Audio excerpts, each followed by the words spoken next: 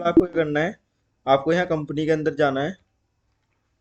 Company के अंदर ये क्रिएट का ऑप्शन आ रहा है, अगर आपकी बनी हुई कंपनी होती है उसको अल्टर आप यहाँ से कर सकते हैं। नई बनानी है आपको, यहाँ पर क्रिएट पे क्लिक कर सकते हैं। क्रिएट पे क्लिक करेंगे, नई बन जाएगी। बनी हुई को चेंज करना चाहते हैं, यहाँ से आप अल्टर कर सकते हो। उसके बाद उसको कितने राइट देने हैं कितने राइट नहीं देने हैं वो आपका ये रिमोट एक्सेस के अंदर, ये सब चीज़ें हम बाद में पढ़ेंगे। अभी हम क्रिएट कंपनी के बारे में बात करते हैं। जैसे ही आप क्रिएट करोगे कंपनी को, तो देखो जहाँ पर सिंपल आपको नाम लिखना है। जो सीए कौशल राघव आपका नाम है, वो आप नाम लिखेंगे, या जो भी आपकी कंपनी का नाम है। प्राइवेट लिमिटेड है तो प्राइवेट लिमिटेड, या फर्म का नाम है तो वो फर्म का नाम आ जाएगा। फिर उसके बाद आप करेंगे सेम मेलिंग नेम, यही आ जाएगा।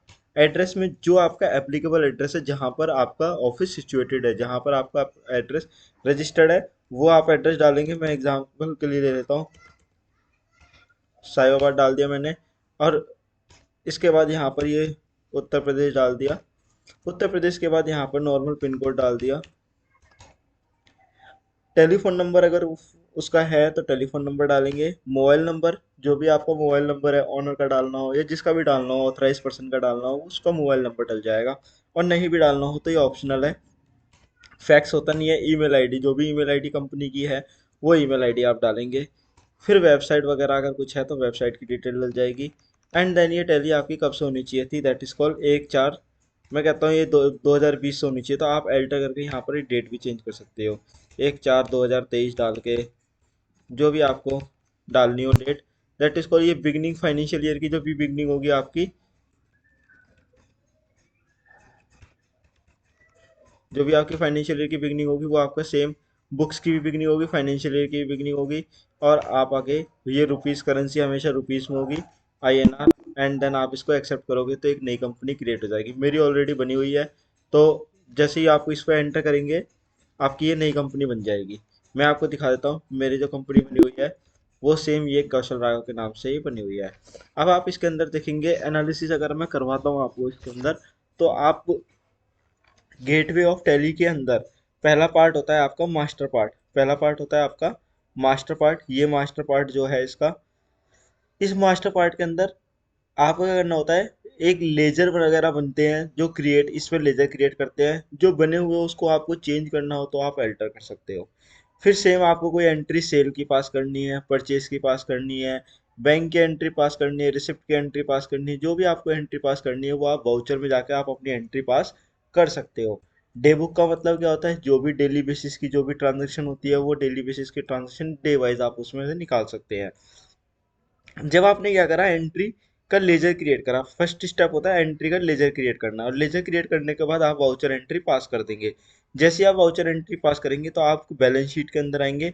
तो बैलेंस शीट के अंदर आपको ये ट्रांजेक्शन वगैरह जो भी होंगी वो सारी नजर आ जाएंगी यहाँ पर। अब आप क्या करेंगे, यहाँ पर नॉर्मल देखेंगे आप, ऑल्ट F1 करते हैं ना तो ये डिटेल में खुल जाता है। तो कैपिटल वगैरह अगर आपने बना रखी है, लोन है, लाइबिलिटी है, करंट एसेट्स है, ये सब चीज़ें आपको यहाँ पर नजर आ जाएंगी। अब आप क्या करेंगे, same profit and loss account में आएंगे। तो प्रॉफिट एंड लॉस अकाउंट के अंदर भी जब आप सेल परचेज खर्चे वगैरह लिखेंगे तो आपको नेट प्रॉफिट नजर आ जाएगा।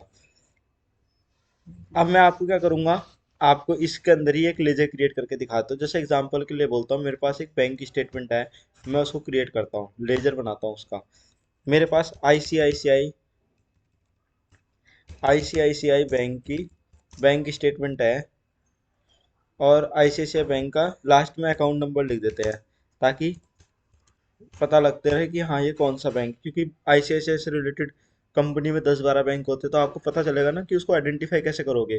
तो आपने यहाँ पर, और उसके बाद क्या होता है, देखो लेजर होता है ना, ये लेजर का सिलेक्शन कैसे किया जाता है। इसका सिलेक्शन करने का तरीका होता है कि आप उस पर्टिकुलर नाम को आप ऐसे देखोगे कि ये P&L का पार्ट है, प्रॉफिट एंड लॉस अकाउंट का पार्ट है, ये पार्ट ये बैलेंस शीट का है। तो लेजर का सिलेक्शन कैसे किया जाता है कि अगर वो खर्चा है तो प्रॉफिट एंड लॉस अकाउंट की डेबिट साइड आएगा, तो वो खर्चा डेबिट होगा, या डायरेक्ट खर्चा होगा या इनडायरेक्ट खर्चा होगा। ऐसे ही आपका ये बैंक है तो बैंक एसेट्स है, एसेट्स है तो इसीलिए हम इसको लिखेंगे एसेट्स में bank, under head bank account में आ जाएगा। तो बैंक अकाउंट नाम सेलेक्ट करा, फिर उसके बाद जो भी डिटेल होगी, अकाउंट नंबर, IFSC कोड, ये सब डल जाएगा। एंड देन यहाँ पर ये आने के बाद बैंक का एड्रेस डल जाएगा। फिर उसका बैंक का, किस बैंक कहाँ पर लोकेटेड है, उसका पिन कोड, और बैंक का जो भी ओपनिंग बैलेंस होगा वो ओपनिंग बैलेंस यहाँ पर आ जाएगा। एंड देन आप क्या करोगे, फिर इसको एंटर करोगे तो मेरा ये लेजर क्रिएट हो जाएगा। ऐसे ही मैंने लेजर क्रिएट करा, फिर मैं एक खर्चा डालता हूँ, जैसे बैंक चार्जेस डाल देता हूँ। बैंक चार्जेस, बैंक चार्जेस मेरा इनडायरेक्ट खर्चा है, मैंने इनडायरेक्ट एक्सपेंसेस करा क्लिक। इनडायरेक्ट एक्सपेंसेस, और इनडायरेक्ट एक्सपेंसेस के बाद type of ledger not applicable करके यहाँ पर बैंक चार्जेस वगैरह जो भी है हमारा इनडायरेक्ट एक्सपेंसेस है, इसका कोई ओपनिंग बैलेंस वगैरह कुछ है नहीं, इसका ओपनिंग बैलेंस होता भी नहीं है। एंड देन मैंने सेव कर दिया। तीसरा खर्चा मैं आपको बोलता हूँ, जैसे ऑफिस एक्सपेंसेस के नाम से बनाता हूँ मैं, ऑफिस एक्सपेंस के नाम से। तो ऑफिस एक्सपेंसेस में मेरा इनडायरेक्ट एक्सपेंसेस, और ये भी मेरा नॉट एप्लीकेबल। अब जरा आप ध्यान से देखेंगे यहाँ पर, तो आपको लेजर वगैरह मिल गए हैं, बन गए हैं, तो दैट इज कॉल, आप एडिटर में जाएंगे तो यहाँ लेजर देखेंगे ना, तो देखो आपको ये लेजर बने हुए, बैंक चार्ज का बनाया, फिर दूसरा आईसीआईसीआई बैंक का बनाया, फिर ऑफिस एक्सपेंसेस का बनाया। तो ये तीन लेजर आपके सामने बनाकर मैंने दिखाए। इनमें अगर कोई गलती हो जाती है तो उसको चेंज करने के लिए आप सिंपल एल्टर में आते हो, यहाँ पर एल्टर में आते हो, एल्टर पे क्लिक करोगे, लेजर में जाओगे, लेजर में जाकर आप इसको चेंज कर सकते हो। जैसे कोटक बैंक में अगर कोई हेड गलत हो गया है तो वो आप हेड ठीक कर सकते हो, बट ऐसा कुछ है नहीं, मैं डायरेक्ट बाहर आ जाता हूँ। ऐसे ऑफिस एक्सपेंसेस में कुछ गलत हो गया है तो ऑफिस एक्सपेंसेस को आप ठीक कर सकते हो, कंट्रोल ए करके मैं बाहर आ जाता हूँ। अब नेक्स्ट स्टेप होता है हमारा जर्नल एंट्री पास करने का। जर्नल एंट्री पास करने के लिए हम जाते हैं वाउचर में। वाउचर के अंदर आप क्या करोगे, ट्रांजेक्शन जला हेड जो है, ट्रांजेक्शन के अंदर वाउचर जो है, वाउचर पे जब आप क्लिक करोगे आपको क्या करना है, बैंक चढ़ाने हैं। आपको बैंक चढ़ाने हैं तो आप बैंक में पेमेंट में आएंगे। पेमेंट में आते ही आप क्या करोगे, यहाँ पर अकाउंट कौन सा सेलेक्ट करोगे, आईसीआईसीआई बैंक। आईसीआईसीआई बैंक है। अब देखो यहाँ पर मैं एंट्री एक बार एग्जांपल के लिए मैं दिखा भी देता हूँ। जैसे ये मेरी बैंक की स्टेटमेंट है, ये बैंक की स्टेटमेंट में आप देखोगे, जैसे आप देखोगे यहाँ पर ये बैलेंस, ये 2 तारीख को किस्त कट गई, 2 तारीख को 6,000 की किस्त कटी, बैलेंस बचा 4,000 रुपये। अब मेरा इस समय कहने का मतलब, इस समय ओपनिंग बैलेंस वगैरह जो मेरा है, तो इसमें मैं अगर ऐड करूंगा तो कितना बैलेंस होगा वो मैं अभी आपको दिखा देता हूँ। आप सिंपल सा एक एंट्री पास कर लो। अभी ओपनिंग बैलेंस मेरा कितने का है, 4,041 रुपये का ओपनिंग बैलेंस है, एग्जाम्पल के लिए लेता हूँ मैं। 2 मिनट रुकोगे।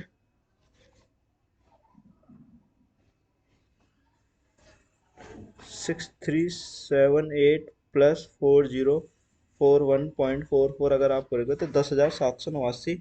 मैं क्या करता हूँ, मैं यहाँ पर ओपनिंग बैलेंस ऐड कर देता हूँ।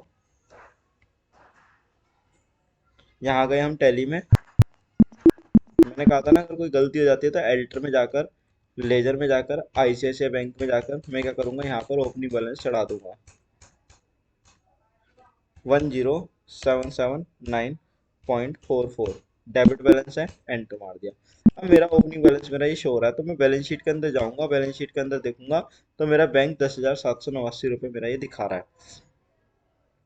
है ना, 10,779.44, ठीक है, 10,769.44 पैसे। अब मैं क्या करूंगा, एंट्री पास करने के लिए मैं बाहर आऊंगा गेटवे ऑफ टैली पे, गेटवे ऑफ टैली के वाउचर पे जाऊंगा। वाउचर में देखो अगर आपको रिसिप्ट की एंट्री पास करनी हो तो F6 होता है, जीवी पास करनी हो तो F7 होता है, सेल पास करनी हो तो F8 होता है, और परचेज की एंट्री पास करनी हो तो F9 क्लिक करेंगे।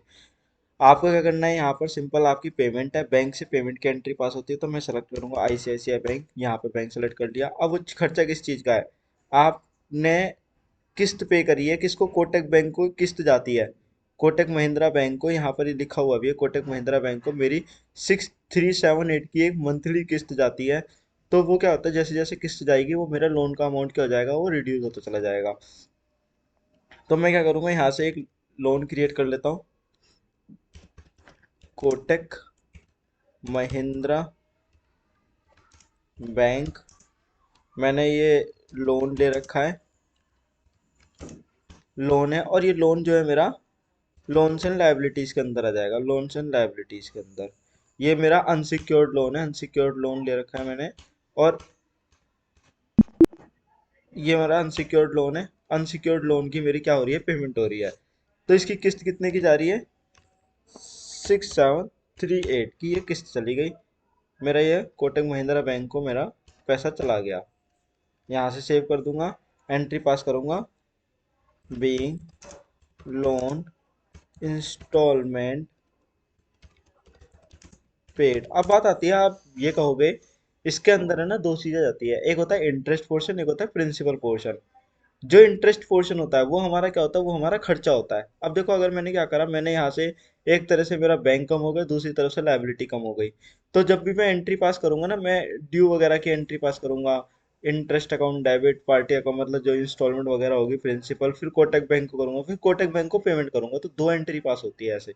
या आपको डायरेक्ट एंट्री पास करनी हो तो आप डायरेक्ट भी एंट्री पास करते हो, जैसे मैंने यहाँ पर ये पास कर रखी है, बिंग इंस्टॉलमेंट पेड। ठीक है, आप एंटर करेंगे, किस डेट का है वो डेट देखेंगे, 2/4 का है। F2 करेंगे, 2/4/2024, 2/4/2024 करा, एंटर करा। अब ये देखो यहाँ पर ये डेट नहीं ले रहा, क्यों? क्योंकि जब मैंने बाहर टैली की एंट्री देखी थी ना, मैंने 2023 से बना रखा है। तो ऐसी सिचुएशन में मैं बाहर आऊंगा, बाहर आऊंगा तो मैं देखूंगा मेरी जो टैली है वो 23-24 की खुली हुई है। मैं यहाँ पर ऑल्ट F2 करूंगा, अप्रैल 24 से मार्च 25 तक का पीरियड सेलेक्ट कर लूंगा। अब मैं एंट्री पास करूंगा वाउचर में आके। यहाँ से आप आईसीआईसीआई बैंक सेलेक्ट करेंगे, यहाँ पर आप कोटक महिंद्रा बैंक सेलेक्ट करेंगे, और अमाउंट कितने का है, 6738 का, 6738। ये एंट्री पास हो गई। यहाँ नरेशन भी टाइप कर दे, बीइंग इंस्टॉल इंस्टॉलमेंट पेड, ठीक है, टू कोटक महिंद्रा बैंक। ये एंट्री पास हो गई। ओके। अब मैंने डेट वगैरह जो थी, अब उसकी सब, अब देखो एंट्री पास करी आपने, डेट गलत हो गई है, क्योंकि 2 तारीख की थी, 1 तारीख को एंट्री पास हो गई है। आप बैंक में जाएंगे, बैंक का देखो क्लोजिंग बैलेंस कितना है, 4,041.44, 4,041.44। इसे कहते हैं बैंक रिकंसिलेशन। बैंक रिकंसिलेशन कैसे, जब भी आप एंट्री पास करेंगे, बैंक का ओपनिंग कितना था, इतना, बैंक का क्लोजिंग कितना है, 4041, 4041 का आपका बैंक का क्लोजिंग है, और बुक्स का भी क्लोजिंग कितना है, 4041। तो यही बैंक रिकंसिलेशन भी बोलते हैं, कि बैंक का अकाउंट बैलेंस आपकी बुक्स के बैलेंस से मैच हो रहा है। आप दूसरी एंट्री पास करते हैं, दूसरी एंट्री में देखो आपके लिखा हुआ है यूपीआई से पेमेंट रिसीव हुई है। एक मेरा पंजाब नेशनल बैंक का पैसा, पंजाब नेशनल बैंक का अकाउंट है, मैंने वहां से यहाँ ट्रांसफर मारा है यूपीआई के थ्रू 9,000 रुपये। तो एक और पीएनबी का अकाउंट क्रिएट कर लेता हूँ, जैसे मैं एग्जांपल के लिए। तो मैं लेजर में आऊँगा, लेजर पे क्रिएट करूँगा लेजर, यहाँ पर लिखूंगा पीएनबी, पीएनबी, पीएनबी सेलेक्ट करा, यहाँ पर पीएनबी करते ही मेरा ये पीएनबी करूंगा, पीएनबी में मेरा बैंक अकाउंट आ जाएगा, बैंक अकाउंट, और बैंक अकाउंट में यहाँ पे जो भी बैलेंस होगा वो मैं बैलेंस बाद में ऐड कर लूंगा। ये हो गया। अब आप देख एंट्री पास करते हैं इसकी, वाउचर में जाएंगे, वाउचर में आपको क्या करना है, वाउचर में आप जाएंगे, यहाँ पर एंट्री पास करेंगे, कितने के, 9,000 रुपये का डिपॉजिट है। तो 9,000 रुपये पैसे आए हैं, तो 9,000 रुपये आए हैं, तो आप क्या करोगे, सिंपल यहाँ से आईसीआईसीआई बैंक को आप क्रेडिट करोगे। यहाँ पर रिसिप्ट में जाएंगे, यहाँ पर लिखेंगे आईसीआईसीआई बैंक, और पंजाब नेशनल बैंक से डिडक्ट हो गए हैं कितने रुपए, 9,000।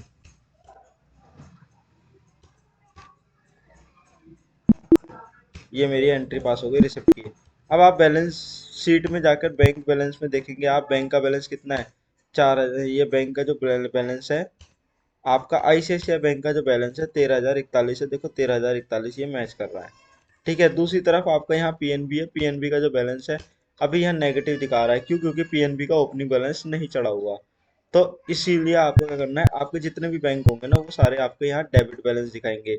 यहाँ क्रेडिट बैलेंस दिखा रहा है तो बैंक कभी नेगेटिव होता नहीं है। तो या तो वो ओडी अकाउंट होगा या ओसीसी अकाउंट होगा, तभी वो नेगेटिव होगा, अदरवाइज नहीं होगा। तो आपको सिंपल क्या याद रखना है, जितने भी ये बैंक की एंट्री आपकी पास हो गई। अब आप करेंगे रिपोर्ट में, इधर आएंगे प्रॉफिट एंड लॉस अकाउंट में, तो प्रॉफिट एंड लॉस अकाउंट में भी आपको नजर आएगा यहाँ पर,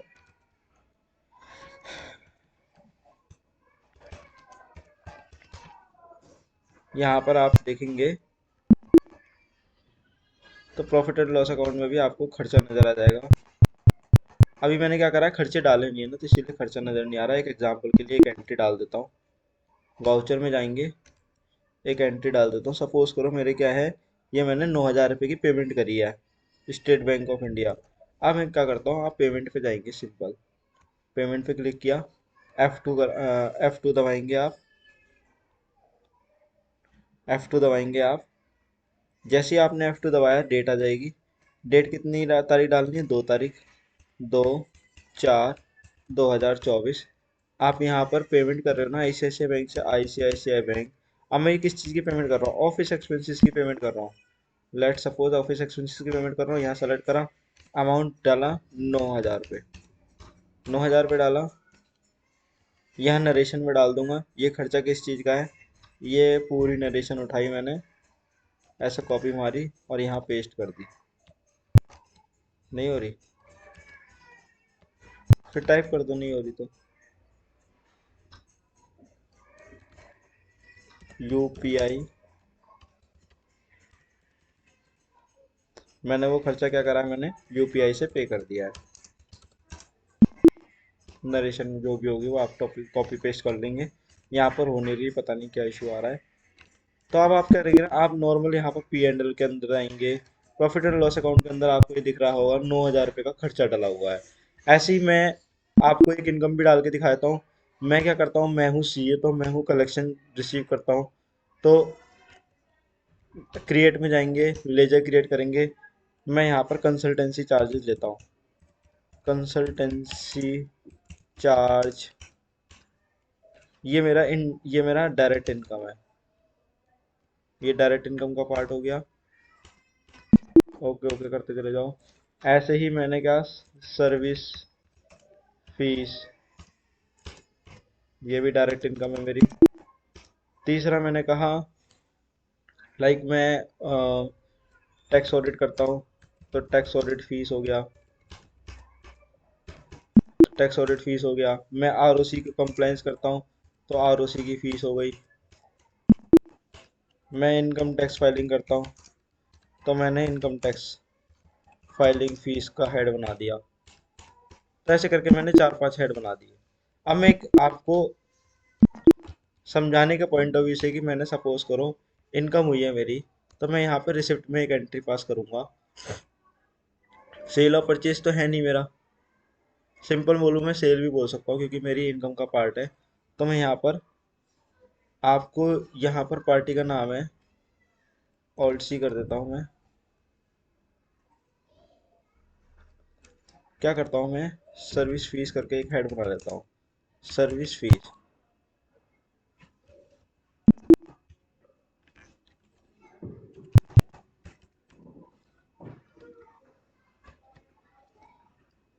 मैंने उससे पैसे कैसे लेने हैं, कैश भी लेता हूँ मैं, कभी कभी बैंक में भी आ जाते हैं, तो जिसमें आते हैं मैं यहाँ पर ICICI बैंक का नाम सेलेक्ट करता हूँ। सपोज करो यहाँ पर सेलेक्ट किया, मैंने यहाँ पर सर्विस फीस लिए 500 रुपये मैंने सर्विस फीस ली।